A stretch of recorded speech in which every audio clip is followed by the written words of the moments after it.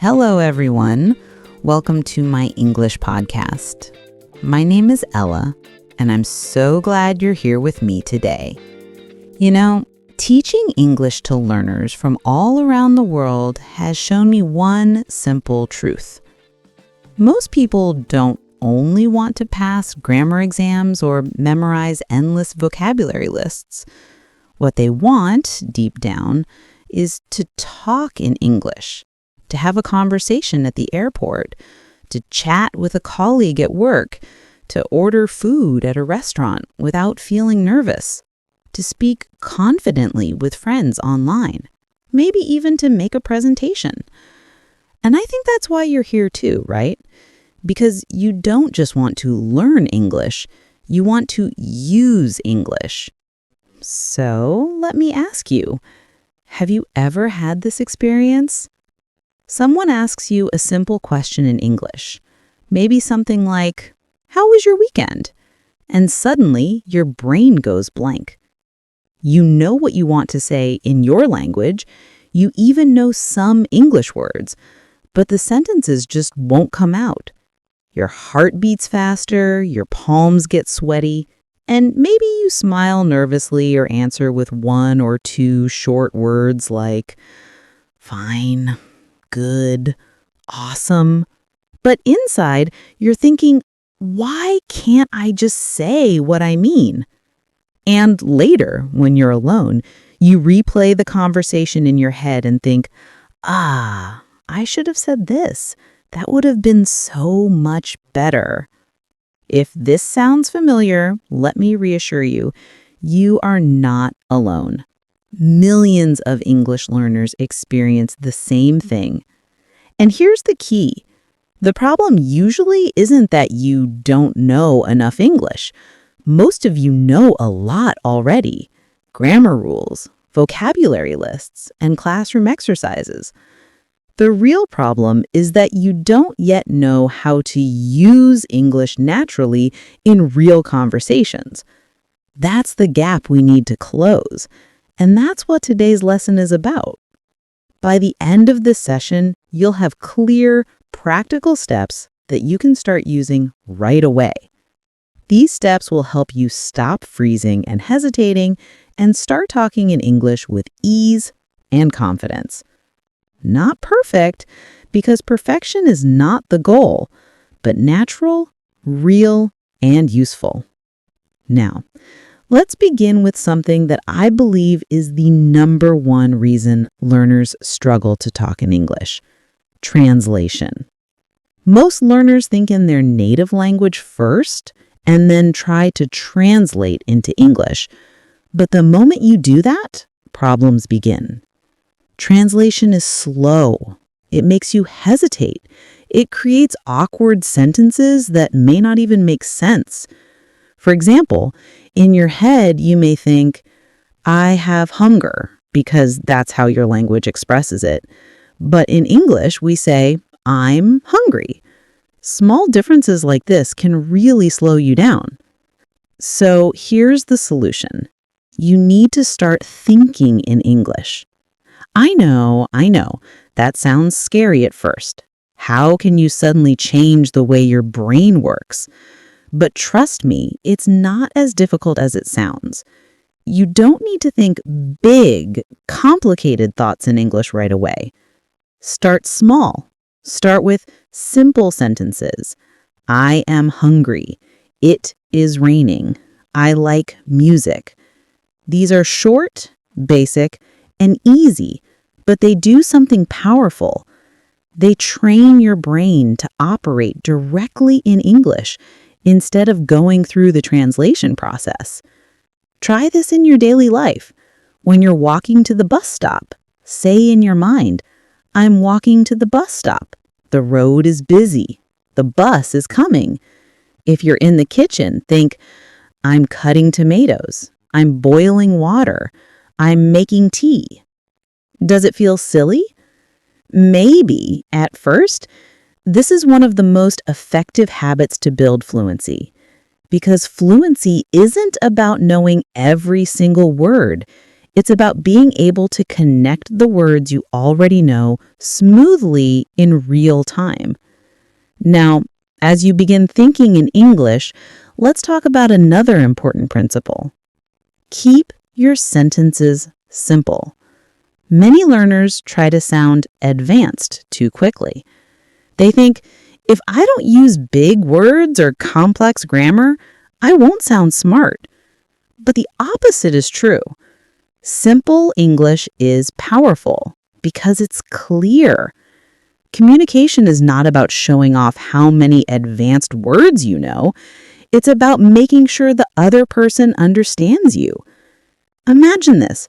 Someone says, "Yesterday I was wanting to go market, but there was many peoples." We understand the meaning, yes, but it sounds confusing and unnatural. Now imagine instead they say, "Yesterday I wanted to go to the market, but there were many people." This sentence is clear, smooth, and correct. See the difference? So here's a tip. The next time you feel pressure to sound fancy, stop and ask yourself, can I say this more simply? If yes, choose the simpler version. Even native speakers use short, simple sentences most of the time. Once you're comfortable with simple sentences, it's time to bring English into your daily life. Because here's the truth. English is not just a subject you study in school. It's a language you live with. The more you use it in real life, the better you'll become. So start practicing with your daily routine. Wake up in the morning and say to yourself, I wake up at 6 a.m. Later, you can expand it. I wake up at 6 a.m., but sometimes I press snooze on my alarm.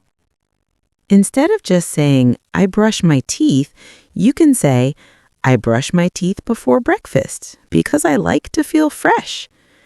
Do you see how little by little your sentences grow naturally? Another excellent habit is to review your day in English every evening. Just before bed, think about what you did. I went to work. I met my friend. We had lunch together. I felt tired in the afternoon, so I took a nap. Even if you do this silently in your mind, it counts as practice. And guess what? This habit will build your fluency much faster than memorizing long grammar rules. Now, let's talk about something that can instantly boost your speaking.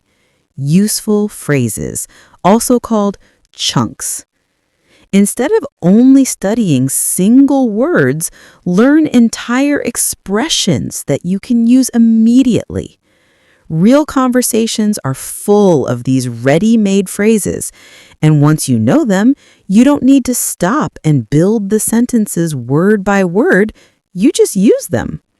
For example, phrases like, how are you doing? Could you help me, please? I don't understand. Could you repeat that? These are ready to go, no thinking required. Here's a tip. Keep a notebook of useful phrases. Every time you watch a movie or listen to a podcast and hear a good expression, write it down. Then practice saying it until it feels natural. Soon, these phrases will roll off your tongue automatically. And that's when conversations become much easier. Now, let's add another layer. Listening. Speaking is not just about your mouth. It's about your ears. The more you listen, the better you'll talk. Because listening teaches you rhythm, pronunciation, and intonation. And these are the music of English. Don't just listen passively. Copy what you hear. This technique is called shadowing. Play a short audio clip, pause, and repeat exactly what the speaker said, trying to match the rhythm and melody. If the speaker says, "What are you doing today?" Don't just repeat the words. Repeat the intonation, the rhythm, and the pronunciation. What are you doing today? This exercise may feel challenging, but it is just like training your muscles in the gym. The more you shadow, the stronger your speaking muscles become. And now, let's talk about something that many learners fear: mistakes. You will make mistakes, and that's okay. In fact, it's necessary. Mistakes are your best teachers. Think about children learning their first language. They make so many mistakes.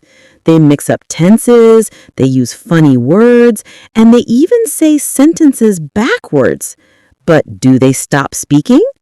No, they keep going. And because they keep going, they get better. You must do the same. Even native speakers make mistakes every single day. They forget words, change sentences halfway, laugh and correct themselves. So don't wait until you're perfect. Just talk.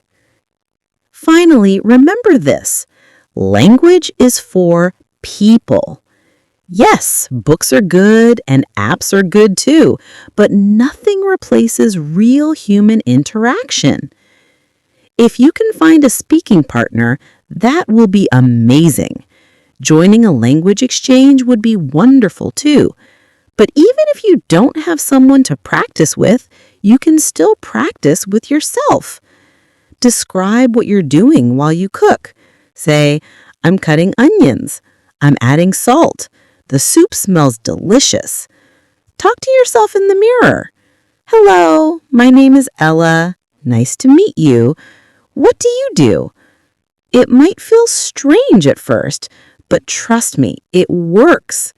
Talking to yourself in English is not a sign of weakness, it's dedication. So here's my final advice for today. Fluency does not come from perfection. Fluency comes from practice. If you practice every day, even for just 5 minutes, you will improve. Think in English, use simple sentences, learn useful phrases, listen and shadow native speakers, accept mistakes, and practice with people whenever you can. Even if you do only 2 or 3 of these steps every day, you'll see big progress. So now it's your turn. After this lesson, choose one activity. Maybe thinking in English during your day. Maybe shadowing a short audio clip. Maybe writing down 3 useful phrases, and do it for just 10 minutes. 10 minutes! That's all it takes to start. Now, write me in the comments which one you're going to try. And if this lesson was helpful, don't forget to like, subscribe, and share it with a friend who is also learning English. Thank you for watching to the end. Remember, learning English is a journey. Every small step you take brings you closer to fluency. Keep practicing, keep smiling, and never give up. This is Ella, your English teacher, reminding you once again that fluency is not about perfection. It's about practice. I can't wait to see you in my next video. Learn English to fluency.